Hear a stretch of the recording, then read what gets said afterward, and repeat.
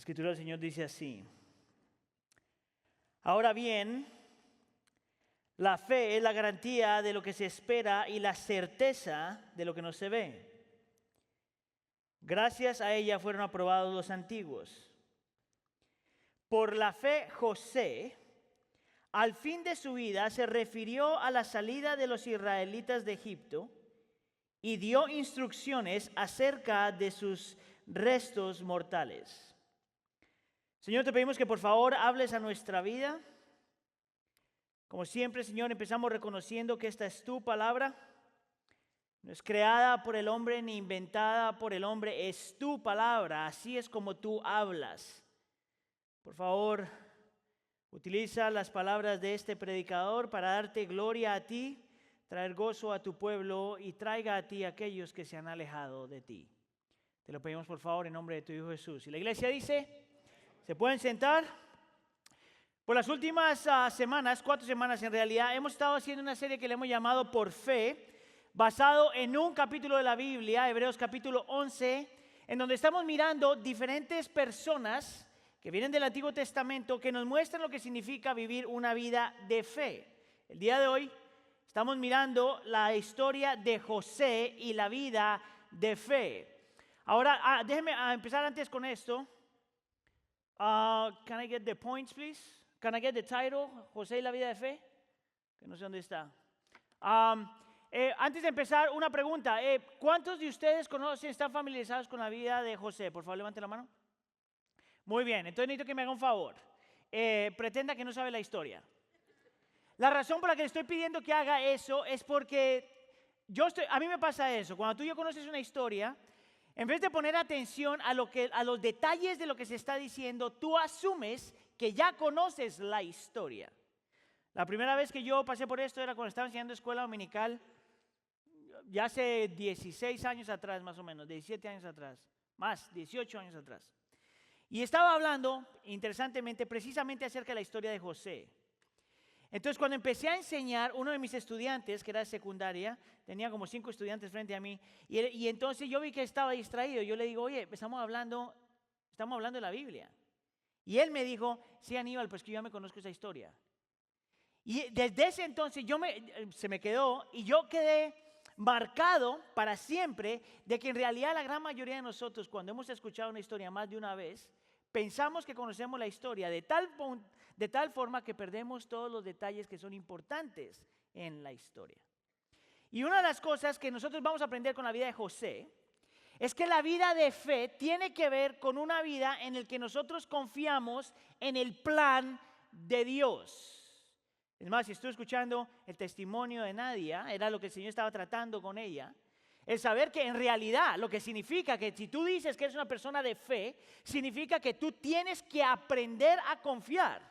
Independientemente de lo que está pasando, independientemente de lo que estás sintiendo, independientemente de lo que estás viviendo, lo bueno o lo malo, una vida de fe demanda que tú aprendas a confiar en los planes del Señor.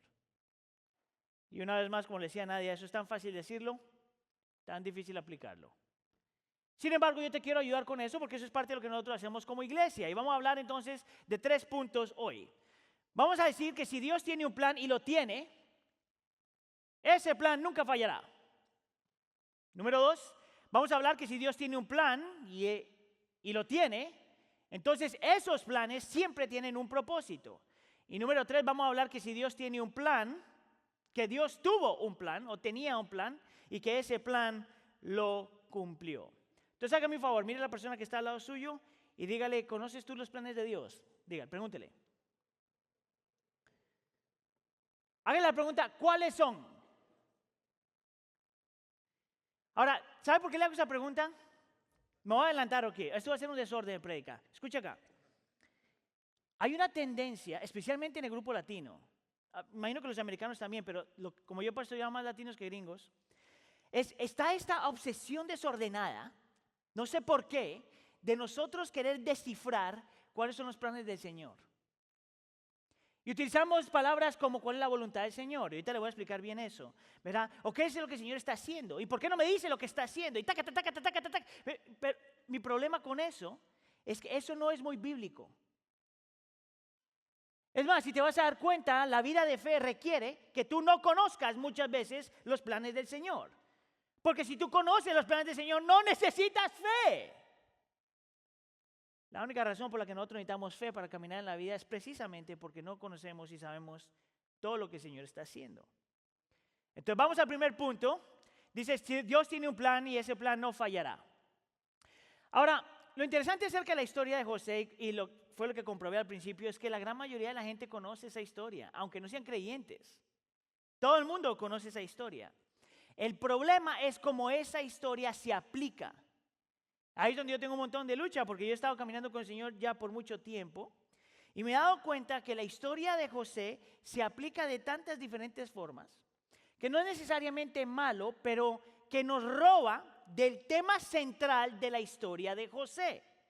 Y yo voy a argumentar que el tema central de la historia de José es precisamente que Dios es un Dios que tiene planes y esos planes siempre se cumplen. Sin embargo, posiblemente, si tú has crecido en la iglesia, tú has escuchado que la gente habla de José como el soñador. Y que José, cuando tuvo este sueño, empezó a jactarse con sus hermanos de este sueño. Entonces, lo que los maestros y los predicadores dicen, ¿viste? ¿Viste lo que José hizo? ¿Cómo se jactó del don que Dios le había dado? La lección, por lo tanto, es, no seas como José. No te jactes de los dones que Dios te ha dado. Yo diría, nice. Pero ese no es la historia, no es el tema central de la historia de José. Otro diría, bueno, no. El tema central de la historia de José es que te acuerdas que Dios le había puesto, el padre le había dado un saco lleno de colores, hermoso. Y los hermanos, al ver que él tenía este abrigo de colores, le sintieron envidia. Por lo tanto, diría esta gente, el tema de esa historia es que tú no seas como los hermanos de José. No seas envidioso. Yo diría, bueno, sí, a lo mejor no tienes que ser envidioso, pero ese no es el tema de la historia de José. Otros hermanos con buenas intenciones diría, no, lo que tú tienes que aprender acerca de la historia de José, Pedro, es que si José está en tentación, tú corre como José corrió. Buena explicación, pero ese no es el tema central de la historia de José. Algunas otras personas dirían, bueno, no. El tema central es, así como José perdonó a sus hermanos, tú tienes que perdonar a tus hermanos. Y el que te lo dice es uno que falló contra ti, seguramente. Y yo diría, está bien, el Señor nos llama a perdonar, pero ese no es el tema central de la escritura, de la historia de José. Y nosotros no tenemos permiso de aplicarle a la Biblia cosas que nosotros queremos que la Biblia diga, a pesar de que todas esas cosas son verdad. La razón por la que yo te digo que ese no puede ser la razón por la que el autor del libro de Hebreos pone a José en esta lista de gente que vivió por fe, es porque si lo que el autor de Hebreos le está diciendo a esta gente, ¿te acuerdas que yo te decía que esta gente es gente que está sufriendo por su fe y que desde que se convirtió al Señor las cosas se pusieron peor? A tal punto que están empezando a cuestionar si realmente tomaron la mejor decisión. Ese es el contexto del libro de Hebreos. Entonces, si el autor del libro de Hebreos lo que le está diciendo a esta gente que está sufriendo y cuestionando su fe es, muchacho, sé como José. ¿Eso no ayuda? Dime tú cómo te ayuda, especialmente cuando tienes estos momentos de dudas. ¿Cómo te ayuda a ti que te diga, mira Sergio, qué hombre tan fiel? Imítalo a él. ¿Sabes lo que pasa en el corazón de una persona cuando escucha eso? Por lo menos una de estas dos cosas. Número uno, te sientes completamente culpable. Porque la pregunta dentro de ti es, ¿cómo es que Sergio puede y yo no? Y te llena de culpa. Y la culpa nunca te lleva a salvación. Es más, la culpa nunca te da paz. Vamos a decir que el problema no es eso. Es que vamos a decir que a lo mejor no te llena de culpa, pero puede pasar otra cosa en tu corazón. Te condena. Porque una persona que está luchando con su fe, de repente ve a otra persona que no está luchando con su fe y tú dices dentro de ti, yo nunca voy a poder ser como esa persona. Ese no es el punto de la historia de José. Esa no es la razón por la que el autor del libro de Hebreos incluye a José en esta lista de gente que aprendió a vivir por fe. En mi opinión, la única razón para que el autor del libro de Hebreos incluya a José en esta lista de creyentes, para inspirar o ayudar a esta gente que está sufriendo y cuestionando su fe, es para que ellos sepan y se acuerden y nunca abandonen la creencia de que Dios tiene un plan y que esos planes siempre se cumplen. Y te lo voy a probar. Porque voy a encaminarte a lo largo de la historia rápidamente. Y hay dos casos en específico que te muestran cómo los planes de Dios nunca fallan. La primera tiene que ver con los sueños de José. No sé si te acuerdas en esto, pero así es cuando nosotros, el autor introduce a José a nuestras vidas. Y esto viene de Génesis capítulo 37 y dice, cierto día José tuvo un sueño. Es la primera vez que nosotros conocemos a José. Y dice que en ese sueño una gavilla se levantó y se quedó erguida.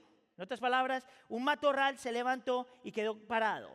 Y todos los demás matorrales, que era una representación de la familia, la gavilla número 1 es él y el resto de la familia son las demás gavillas, se juntaron alrededor de la mía. Esto es lo que está diciéndole José a sus hermanos. Ahora fíjense lo que pasa aquí. Y le hicieron reverencias. Ese es el primer sueño. Se levanta la gavilla y las demás gavillas se inclinan a él. Acuérdense que José es uno de los más chiquitos en la familia. Y José es producto del segundo matrimonio de Jacob. Yo quiero que mantenga eso en mente. Mira entonces qué pasó después. Después José tuvo otro sueño. Veía que el sol y la luna, y este vendría siendo José, y 11 estrellas, la familia, incluyendo los papás, le hacían reverencias a él. Mire, yo no sé si a usted le pasaría esto, pero si su hermanito menor, el que molesta, el que no se limpia, el que no sabe lavar los dientes, ese hermanito, de repente dice, Dios me dio un sueño. Y en ese sueño, todos ustedes me adoraban. ¿Tú qué dirías a eso? ¿A este escuincle? Le cayó mal la comida. El problema es que esta familia es una familia disfuncional, tú sabes. Como todas las demás familias en la Biblia. Porque la Biblia te muestra que la actitud cuando José le dice esto a su familia no era la mejor actitud. No era la actitud de decir, oh, mira lo que pasó, ayúdenme a entender. No. La actitud de este muchachito, y te lo voy a mostrar en un segundo, era como casi decirle a los hermanos, un día yo voy a estar primero que ustedes. Ahora, si te acuerdas de la semana pasada, en esta cultura, un hermanito menor nunca estaba en primera posición. Esto era un insulto para los hermanos mayores, era un insulto para sus papás, era un insulto para la familia, que el escuincle más pequeño. Venía un hermanito después, le dijera a todos los demás, ustedes, yo soy el mero en este lugar. Ahora, imagínate tú que tú eres hermano de este muchachito, ¿qué sientes? Y lo que la Biblia nos muestra es que la familia los hermanos ya tenían problema con este muchachito. Tenían problema con este muchachito porque el hermano, el papá, tenía preferencias con él. En inglés se llama this was daddy's little boy. El hijo de papi, que nadie me toque el papi, al niño. No, mi niño no. Esa es la relación que José tiene con su papá, Jacob. Y todos los hermanos saben eso y por lo tanto lo detestan. Es la razón por la que le dio el trajecito de colores. Ahora, tú dirías, pobre niño, no tiene la culpa de que el papá lo amaba más. O pobre niño, le faltó sabiduría que no supo cómo comunicar esto. El problema es que José era más malo de lo que tú crees. Déjeme le explico por qué. Aquí es donde la Biblia tiene que hablar primero antes de nuestras preconcepciones. ¿Te acuerdas tú cuando Jacob le dice a José que vaya a chequear a sus hermanos, a ver qué es lo que están haciendo?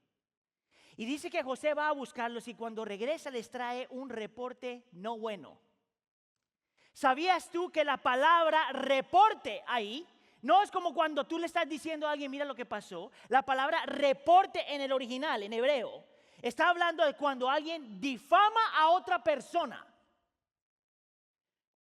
José es un niño de 17 años para este tiempo. Y José tenía la capacidad no solamente de ser no sabio para comunicar lo que Dios le había dado, No solamente los hermanos lo detestaban porque era el niño de papi, sino que él mismo se encargaba de que lo odiaran cada vez más. Era un niño que cuando volvió le dijo, estuvo dispuesto a difamar a sus hermanos. Ahora, ¿tú sabes lo que entiendes el concepto de difamar? Significa cuando una persona o miente algo, miente acerca de otra persona o exagera algo para que esa persona se vea mal. Ahora mire, si usted tiene hijos, esto pasa mucho con nuestros hijos, ¿verdad? Cuando son chiquitos, cuando son grandes, también. Pero la idea es esta, es que cuando un hermano o una hermana quiere meter al otro hermano en problemas, lo único que tiene que hacer es difamar. Por ejemplo, con mis hijas, que son casi perfectas. Mentira. Mando una a la otra a chequear a la hermana.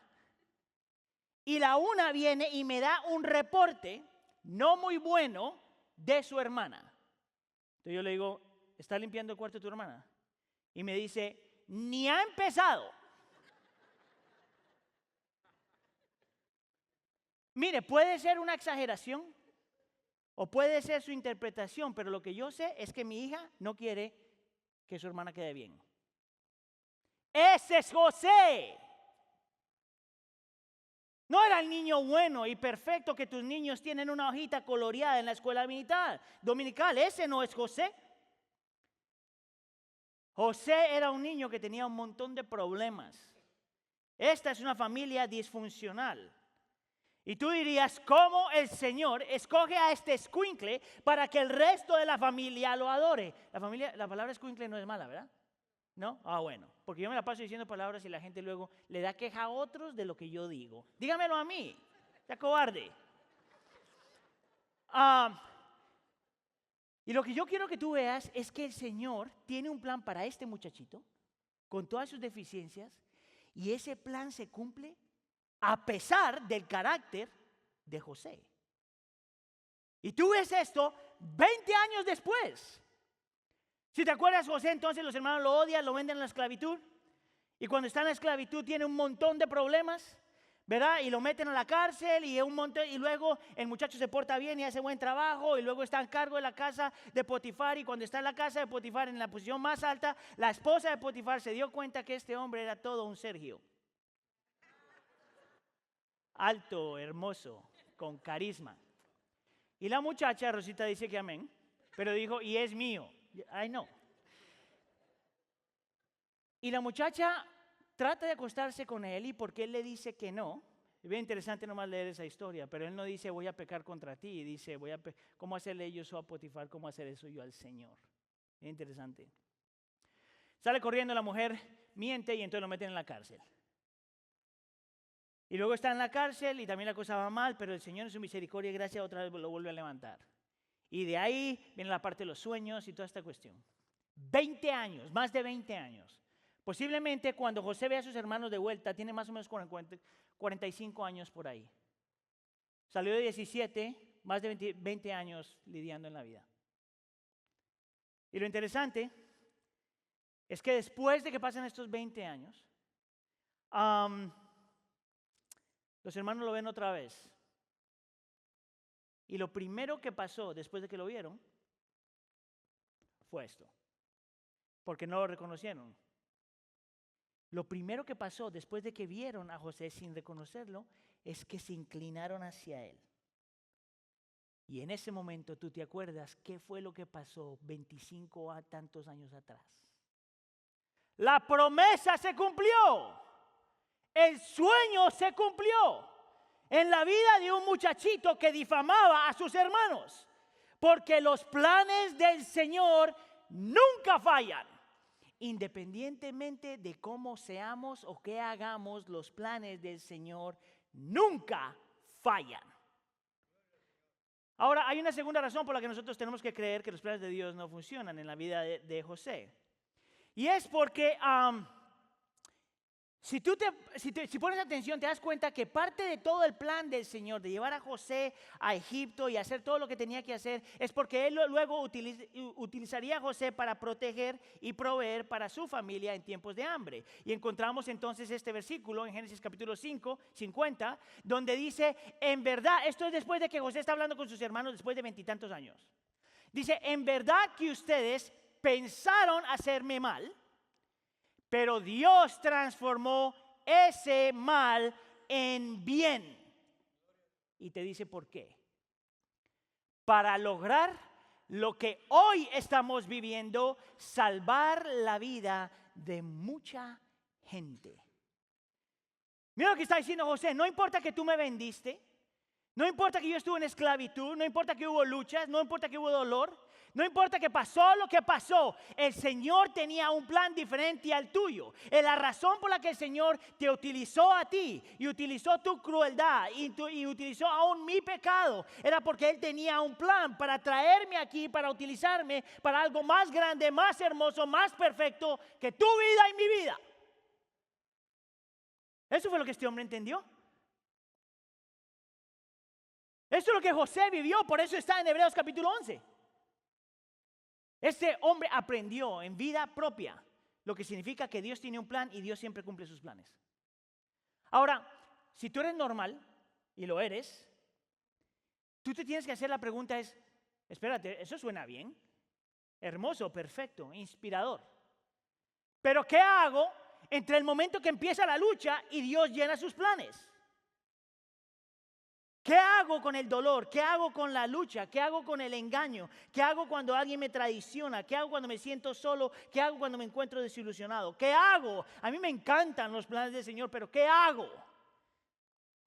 Ese es el problema cuando usted escucha conceptos teológicos, pero no los trae al corazón. Porque en realidad es una muy buena pregunta. Usted tiene que hacerse la pregunta. ¿Cómo le hizo José para mantenerse por 20 y tantos años en celebraciones y tristezas, en dolor y alegría, en victorias y derrotas? ¿Cómo le hizo este hombre por 20 y tantos años? Y me da gusto que hagas esa pregunta porque aquí tengo la respuesta.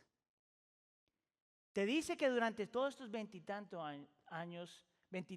años, José creyó dos cosas acerca de Dios. Y son las dos cosas que esta gente en el libro de Hebreos necesitaba en ese momento y es lo que tú y yo necesitamos en este momento. Número uno, José creyó en la presencia de Dios. José creyó que Dios realmente estaba con él. Y es bien interesante, mira lo que dice Génesis capítulo 39. Esto es casi al principio de la historia. Cómo el Señor estaba con José y hacía prosperar todo lo que él hacía. Ahora mire aquí, porque yo he escuchado a gente hablar de este versículo y esta es la parte en la que se enfocan. El Señor prospera. El Señor prospera todo lo que tú haces. Pero ese no es el principio del versículo.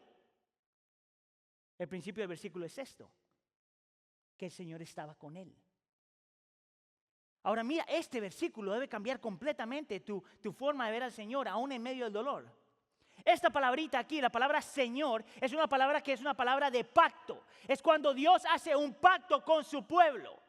Cuando la Biblia utiliza la palabra Señor, era para que nosotros supiéramos que José sabía y que José creía que Dios iba a estar con él independientemente de lo que José haría o no haría. Esa es la palabra de pacto. Cuando nosotros decimos que tenemos un Señor, estamos diciendo exactamente eso. Es la misma palabra que se utilizaría para describir el matrimonio. Yo me comprometo contigo sin importar lo que tú hagas o no hagas. Eso es matrimonio, lo demás es mentira. Y José sabía que el Señor había hecho un pacto con él. Es por eso que utiliza la palabra Señor.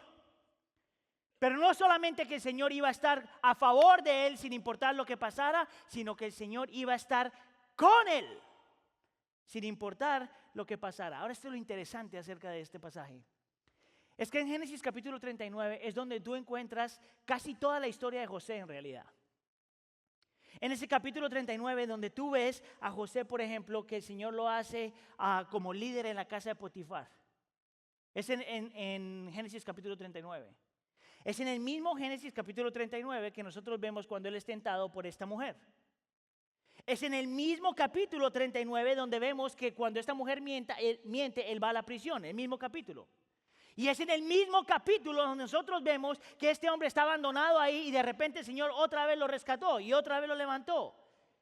¿Sabías tú que esta palabrita estaba con José? El Señor estaba con José, aparece 9 veces en un capítulo.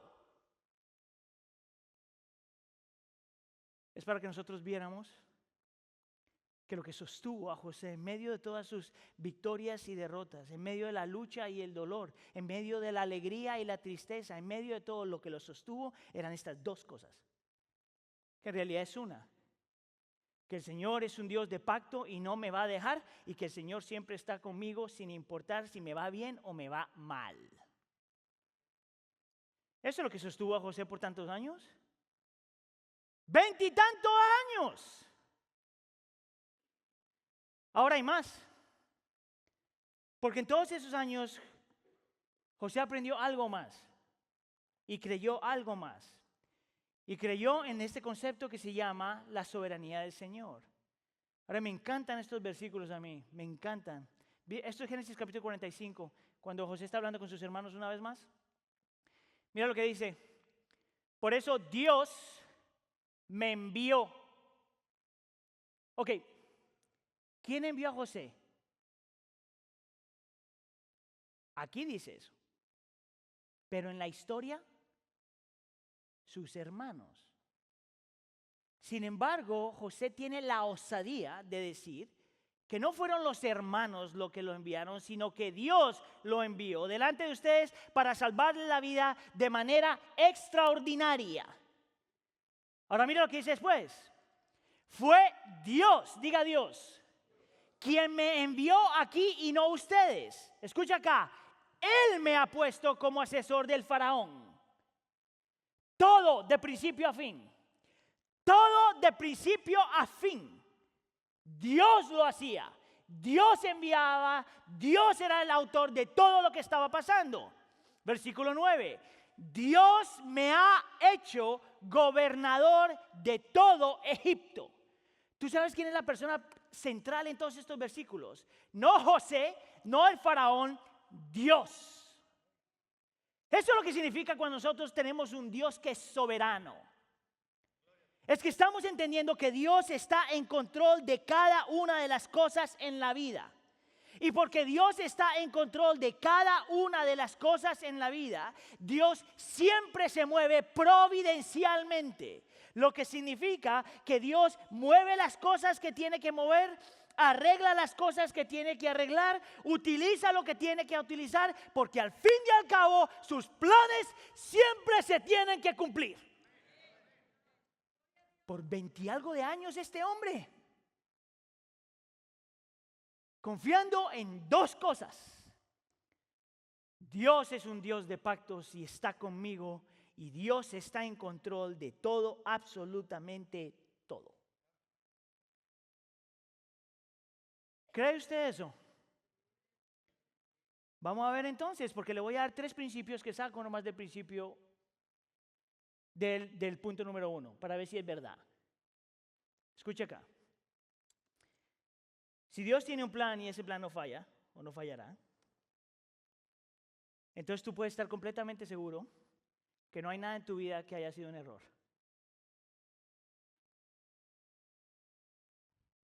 Si Dios está en control de todo y sus planes nunca fallan, no hay nada de lo que has vivido y de lo que estás viviendo y de lo que vas a vivir, lo bueno y lo malo, que sea un error. No puede ser. Porque si es un error, estás contradiciendo lo que la Escritura acaba de mostrar. Si Dios hace algo y tú piensas que algo salió mal, tú no estás entendiendo lo que significa que Dios es un Dios soberano. Por lo tanto, tú no necesitas entender todo. Es más, muchas veces no necesitas entender nada. Porque Dios permite o trae cosas a tu vida y nada de esas cosas es un error. Oh, ¿viste cómo si es tan fácil divorciar el concepto de la soberanía del Señor de tu diario vivir? Déjame te doy otro principio. Principio número 2. Es que si Dios está en control y sus planes nunca fallan, tú no puedes echar a perder los planes del Señor. Si tú crees que Dios es soberano y que todo el Señor lo obra providencialmente y que Él está en control de todas las cosas y que Dios siempre está presente y está haciendo un pacto contigo y obra en medio de todas las cosas, entonces no hay forma de que tú eches a perder los planes del Señor. Eso es increíble. Tú no tienes que ser perfecto, tú no tienes que tener todo descifrado, tú no tienes que arreglar todas las cosas en tu lucha para que el Señor no falle. Mira a José. Mire, ¿cuántos de ustedes son padres? Levanten la mano. Tú sabes que el Señor te llama a ti a cuidar a tus hijos, pastorear a tus hijos, hacer todo por tus hijos, ¿verdad? Pero ¿sabías tú que aunque el Señor te da una responsabilidad como ser humano, Dios está todavía por encima de ti? Y sus planes vienen por encima de tus planes. Por lo tanto, tú no puedes echar a perder tus hijos. Oh, Aníbal, eso no hace sentido. Porque si yo tengo responsabilidad, pero Dios está en control, ¿cómo le hago? ¡No le hagas! Las dos cosas te muestra la Escritura. Nosotros tenemos responsabilidad y hacemos, pero a la misma vez te muestra que Dios realmente está en control. Mira lo que pasa aquí. Dios me ha hecho, Dios me envió, Dios hizo, solo Dios. ¿Tú sabes cómo tu vida cambiaría completamente en tu diario vivir si tú realmente creyeras eso? ¿A que no trabajas tanto?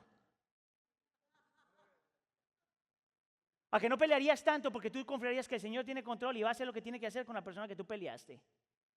¿A que serían más pronto para perdonar y pedir perdón? ¿A que no tuvieras altos niveles de ansiedad?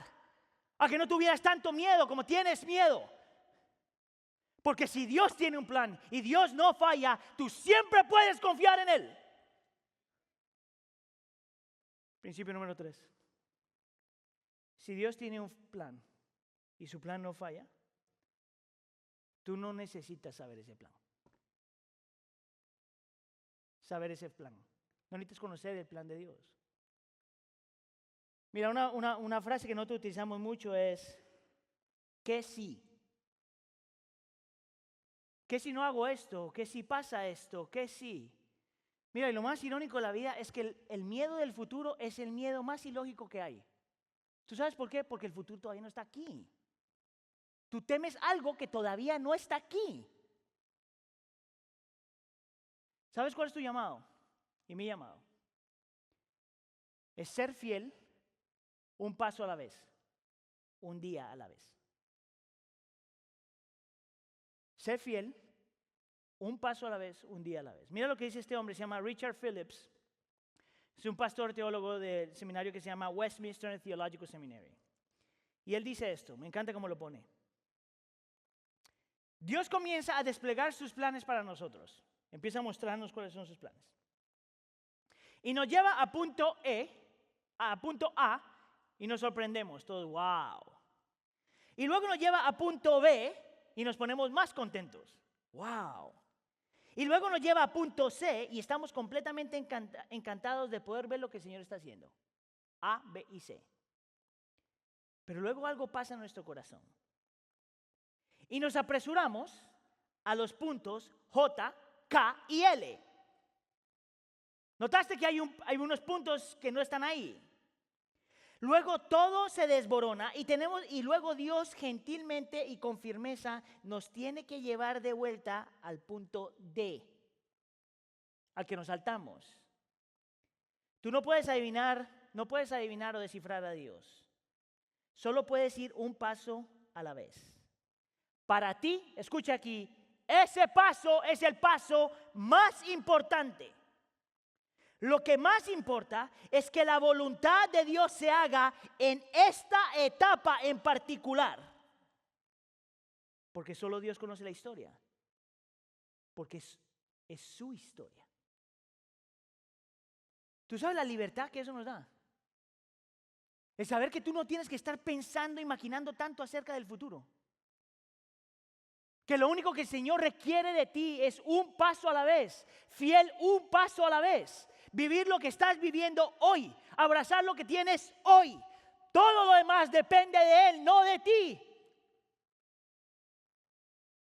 Si Dios tiene un plan y ese plan se cumple, y si Dios es un Dios que hace un pacto con su pueblo, y si Dios es un Dios que siempre está presente, sin importar las cosas buenas y malas, Y si Dios está en control de cada detalle y trabaja cada detalle providencialmente, you can relax. Tranquilízate un cachito por amor del Señor. Descansa por amor del Señor. Él es el que está en control, no tú. Tú no puedes echar a perder sus planes. No eres tan como tú crees que eres. El Señor es el que está en control. Ese es punto número 1. Punto número 2, otro que aprendemos acerca de José, es esto: que Dios tiene un plan y esos planes tienen propósitos. Ese me encanta a mí porque cuando tú miras la historia de José te das cuenta que hay 4 propósitos. Pueden haber más, pero por lo menos hay 4 propósitos que tú ves en la historia. Lo interesante es que ninguno de ellos sabía esos propósitos. Ni siquiera José. Porque uno de los propósitos no era ni siquiera que él pensara que lo iban a adorar. 4 propósitos en un solo plan. Mira, te lo voy a poner rápido. Uno de los propósitos era con el pueblo de Egipto. Porque el pueblo de Egipto era un pueblo politeísta, ¿verdad? Adoraban un montón de dioses, un pueblo pagano. El Señor escoge a este muchachito que tiene la tendencia a difamar a los demás, hace una obra en su vida, lo lleva a Egipto, y en Egipto Dios le da este don, ¿te acuerdas? Para interpretar los sueños y toda esta cuestión. Y cuando está allá, el faraón, un rey pagano, reconoce que José tiene el Espíritu de Dios en él. Génesis capítulo 41. Un rey pagano, que en esa cultura se consideraría un dios, un rey pagano que reconoció que había un Dios que era por encima de todos los demás dioses, porque la vida de José lo mostraba. ¿Sabes que Egipto no sabía eso y José no sabía eso? Pero era uno de los propósitos. También sabemos que el Señor tenía un propósito con Israel, no solamente con el papá Jacob, sino con toda la comunidad. Y ya hablamos de esto. Parte de la razón de los propósitos del Señor era que el Señor enviara a José y lo pusiera en esta posición de poder para poder proveer y proteger para todo su pueblo. José no sabía eso. Israel no sabía eso. El faraón no sabía eso. Nadie sabía eso, pero el Señor sabía eso. El Señor también, por medio de esto, tiene un tercer propósito. Y el tercer propósito, que es donde voy a gastar más tiempo, es en la misma vida de José. Porque el Señor utilizaría 20 y tantos de años en la vida de José para forjar su corazón.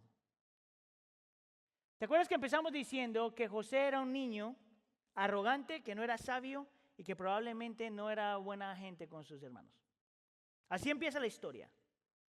Y el Señor lo lleva por medio de estas luchas y celebraciones, problemas y tentaciones, gozos y alegrías, y lo lleva por todo esto, 20 y tantos de años, para forjar su corazón. ¿Tú sabes por qué? Para sacar el pecado de José de José. Un día a la vez, una lucha a la vez, un año a la vez, por 20 y tantos años. ¿Tú sabes por qué me encanta a mí eso?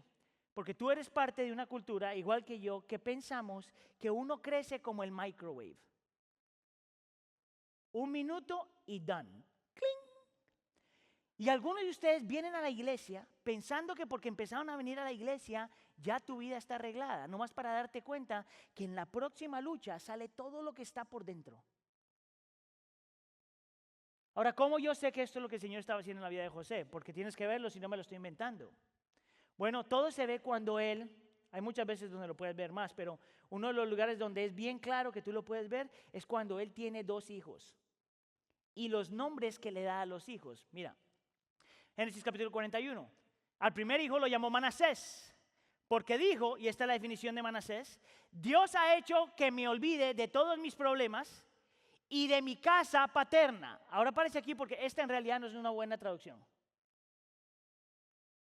En el original la frase no es: ha hecho que me olvide de todos mis problemas. En realidad la frase en el original es: Dios me ha ayudado a perdonar a mi casa paterna. Eso es bien importante Porque tomó 20 y algo de años para que José le cayera el 20, que él no podía caminar su vida guardando este resentimiento acerca de sus hermanos. Y esto es interesante porque la única forma que una persona perdona a otra persona, y escúcheme acá, de la única forma que tú realmente perdonas a otra persona es cuando tú te das cuenta que tú eres tan malo como la persona que tienes que perdonar. ¿Tú sabes cuando tú estás lleno de orgullo? Cuando te cuesta perdonar. Porque no te das cuenta que aunque esa persona tú vas a decir no, nunca harías lo que la persona hizo, tú harías otras cosas posiblemente peor. Y lo que me muestra a mí Manasés es que el Señor estaba obrando en José de tal forma que él aprendió a perdonar porque sabía que él tampoco merecía el perdón de Dios y sin embargo lo tenía. ¿Te imaginas tú cómo serían nuestras familias completamente diferentes si nosotros creyéramos eso? Y no para ahí, porque este solamente es el nombre del primer hijo. Mira el nombre del segundo hijo. Al segundo lo llamó Efraín. Y esta es la definición. Porque Dios me ha hecho fecundo en esta tierra donde yo he sufrido. Ahora esto es bien interesante porque la palabra fecundo aquí es me ha hecho fructífero. Tú sabes, el problema de José cuando era chiquito, parte de todo lo que tenía era que era un muchachito lleno de orgullo. Lleno de orgullo. Y las personas que están llenas de orgullo son las personas que piensan que tienen la capacidad de hacer que las cosas pasen. Esa es una evidencia del orgullo. Cuando tú piensas que tú tienes la capacidad de controlar las cosas para que lo que tú quieras se lleve a cabo. Eso es una persona orgullosa.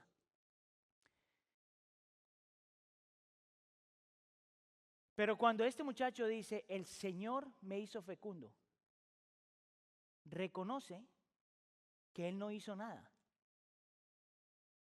Que fue el Señor en su misericordia y gracia que lo hizo fructífero en un lugar donde él no debería estar.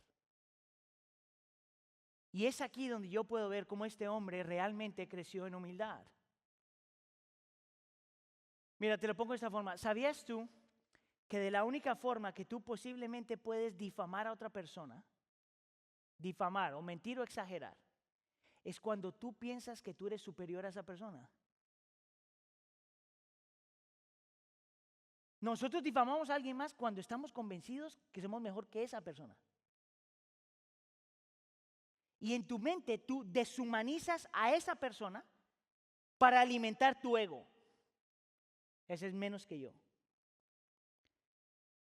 Y por 20 años el Señor estaba orando en José de tal forma que él entendió que todo lo que él era y todo lo que había conseguido es porque el Señor lo hizo, no él.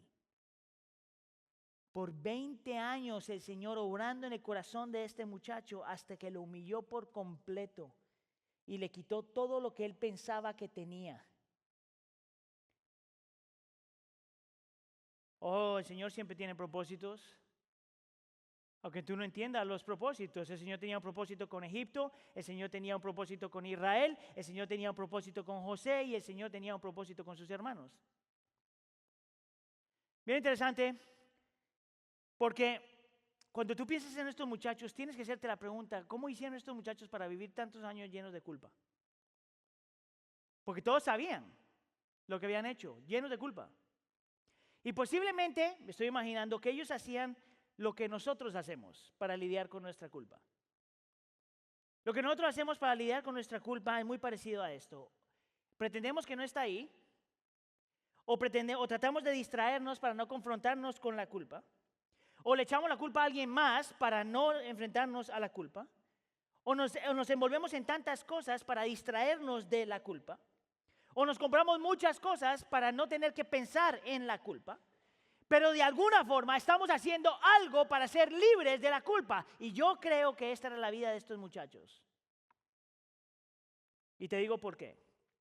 Porque cuando tienen finalmente un encuentro con José, y esta es la parte donde van y vuelven y José los está tratando con ellos, hay un punto donde Judá, que es bien interesante porque Judá, esto es Génesis capítulo 44, Judá fue el hermano que tuvo la brillante idea de vender a José. ¿Tú sabes que el Señor Jesús viene de este cuate? Este fue el hombre que tuvo la brillante idea de vender a José como esclavo. Vamos a deshacernos de él y de paso hagamos un dinerito. Y mira lo que dice. No hay excusa que valga. ¿Cómo podemos nosotros demostrar nuestra inocencia? Por 20 años esta gente. Hasta que el Señor en sus propósitos, como parte de su plan, era llevarlos al punto donde se dieron cuenta que a menos de que el Señor obrara en ellos, no iban a poder hacerse libres de culpa. Y la culpa empieza a perder peso cuando tú confiesas que eres culpable. Cuando lo sacas a la luz. Y a lo mejor lo que tú tienes que considerar es que si tú estás caminando una vida de culpa, a lo mejor hay algo que tú simplemente estás escondiendo y no quieres sacar a la luz. Interesante que el Señor siempre saca toda la luz. Es solamente cuestión de tiempo. Entonces, del punto número 2 quiero darte otros 3 principios. Principio número 4.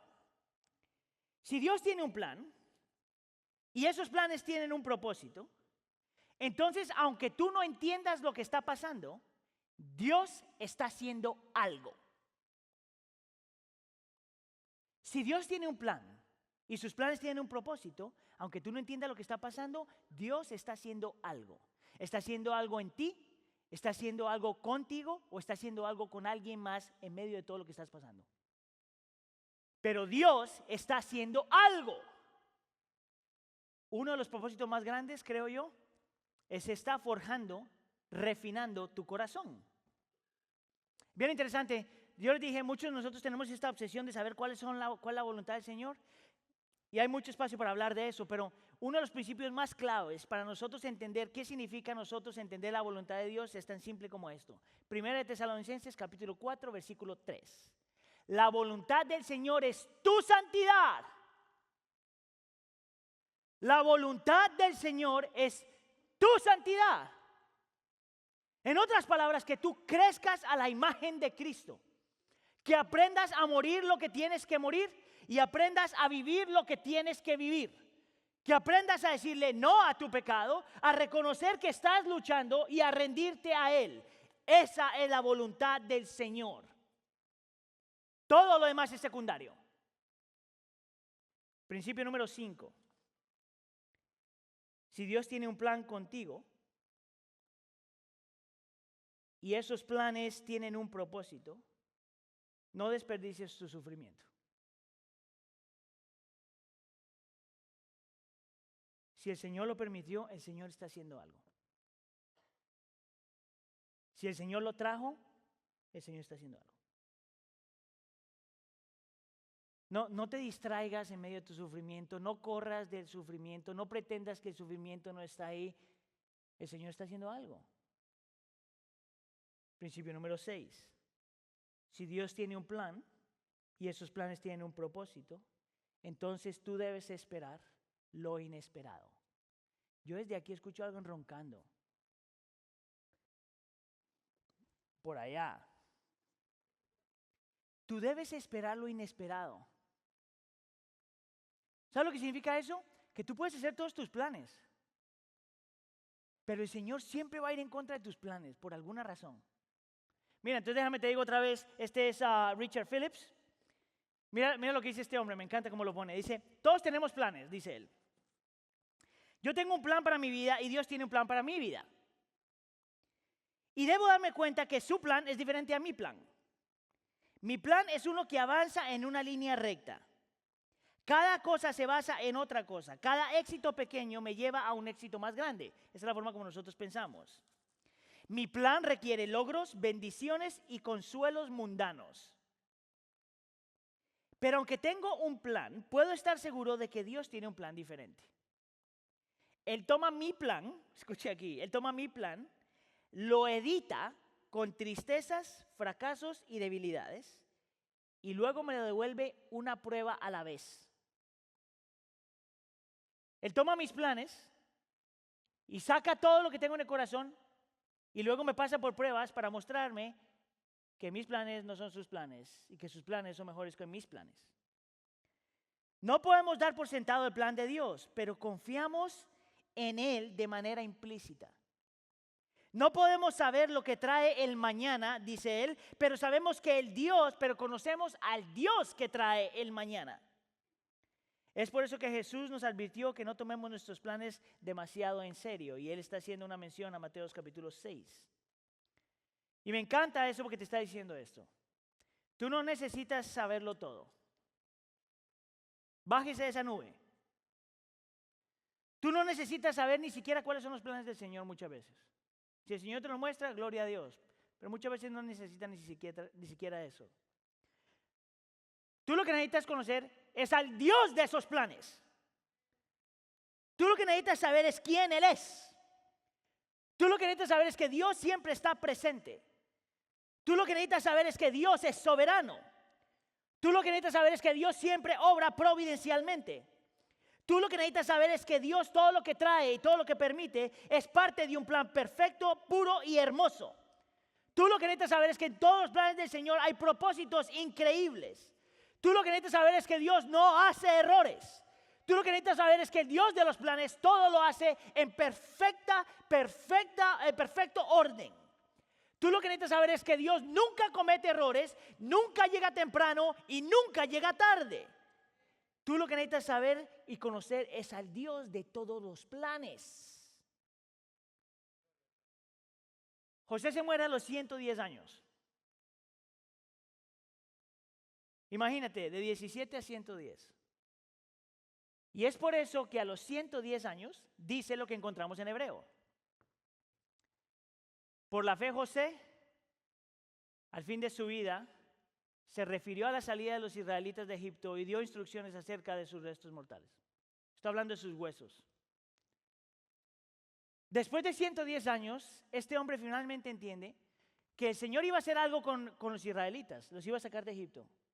No sabía ni cómo, no sabía ni dónde, no sabía nada. Lo que sabía es que Dios los iba a sacar. Y si notas, no dice nada más. Y esta era una invitación a su audiencia a creer no necesariamente en lo que sabes, sino a creer en el Dios que cumple esos planes. Ahora, la pregunta que nosotros tenemos que hacer hoy es esta. ¿Podemos nosotros creer esto? ¿Podemos nosotros vivir esto? Bueno, yo creo que sí. Especialmente cuando tomamos en consideración que el Señor tenía un plan y lo cumplió. Esto es lo interesante acerca de la Biblia, de la historia de José. Yo quiero que tú aprendas esto bien, ¿ok? La razón por la que el Señor escogió a José y lo envía a Egipto. Y la razón por la que cuando envía a Egipto lo utiliza y lo pone en una posición de poder. Y la razón por la que la pone en una posición de poder para luego proveer para la familia y proteger a la familia es porque había un propósito más grande detrás de ese propósito. Había un plan más grande detrás de ese plan. El plan supremo del Señor con José y su familia no era solamente pensar en José y su familia, es porque de la familia de José vendría el Salvador del universo. La razón por la que el Señor levanta a José es porque un día por medio de ese José el Señor enviaría a un mejor José, el Salvador que nosotros tenemos. Escucha aquí, un Salvador que como José también fue enviado por el Señor para cumplir los propósitos del Señor en los tiempos del Señor. Un Salvador que también como José tenía un plan. Y en este plan requeriría que este Salvador se convirtiera como uno de nosotros viniendo a una tierra extranjera para él. Este Salvador le requeriría que él fuera también rechazado por sus hermanos, al igual que José fue rechazado por sus hermanos. En este plan requeriría que este Salvador no se despojara de un abrigo de colores, sino que se tuviera que despojar de toda gloria, todo honor y todo esplendor. Este Salvador requeriría un plan, no que fuera vendido como un esclavo, sino un Salvador que voluntariamente se haría un esclavo por todos nosotros. Un plan que requeriría que este Salvador no fuera elevado a una posición de poder y de honor como José fue elevado en Egipto, sino un Salvador que fuera elevado en la cruz del Calvario para tomar tu culpa y llevar tu pecado. Este José, que también el mejor José, que también requería, que tenía un plan que requeriría que él no pudiera ver a su padre al final de su aflicción, como José vio a su padre, sino un Salvador que en medio de la aflicción, del peor momento de su aflicción, buscara por su padre y no lo encontrara. ¿Por qué me has abandonado? La pregunta es esta. ¿Por qué el Señor haría todo eso? Porque el Señor no solamente tenía un plan, sino tenía un sueño y una visión. Y esa visión eres tú.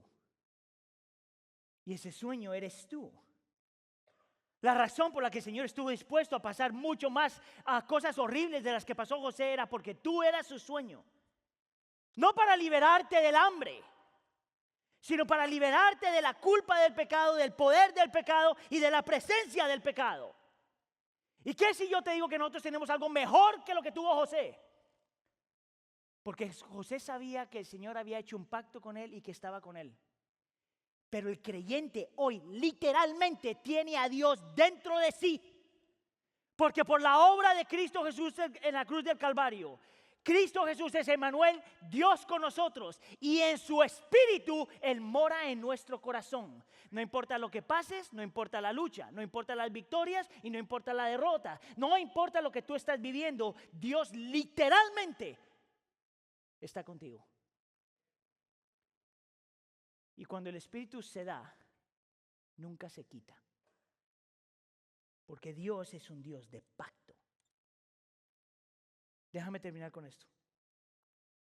Esto viene de Tim Keller, este predicador en Nueva York. Dice, la gran base de la seguridad cristiana, el fundamento de nuestra seguridad cristiana, no es cuánto ponemos nuestro corazón en Dios. No es que tú pongas tu corazón y descanses en el Señor necesariamente, sino lo inquebrantable de que el corazón de Dios está con nosotros. ¿Escuchaste la diferencia? No es que tú, me voy a agarrar del Señor como que no hay mañana. No. Es que el Señor en Cristo Jesús se agarró de ti y no te deja ir. ¿Eso es lo que la gente en el libro de Hebreos necesitaba escuchar? Eso es lo que tú y yo necesitamos escuchar. Así se vive la vida de fe. Amén. ¿Oramos? ¿Qué tal si nos ponemos de pie?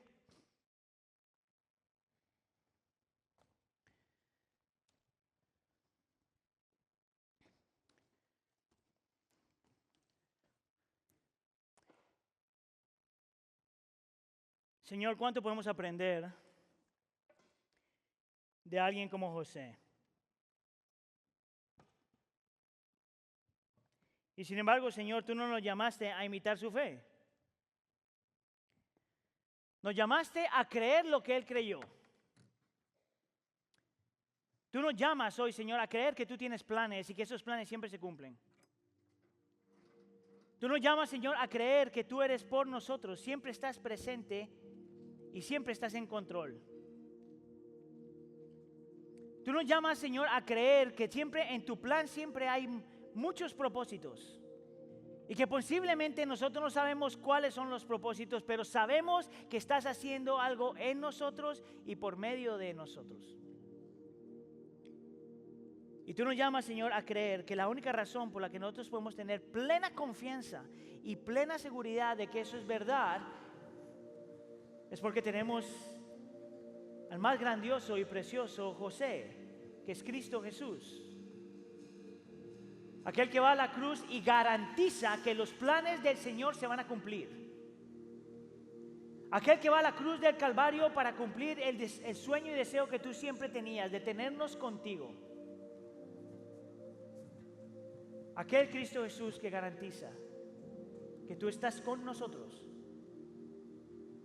Señor, nosotros creemos, ayúdanos a creer más. Y descansar en la realidad de quién tú eres. Sí, Señor. Y morir a lo que tenemos que morir y vivir a lo que tenemos que vivir. Sí, Señor. Para tu gloria y para tu honra te lo pedimos, por favor. Y la iglesia dice...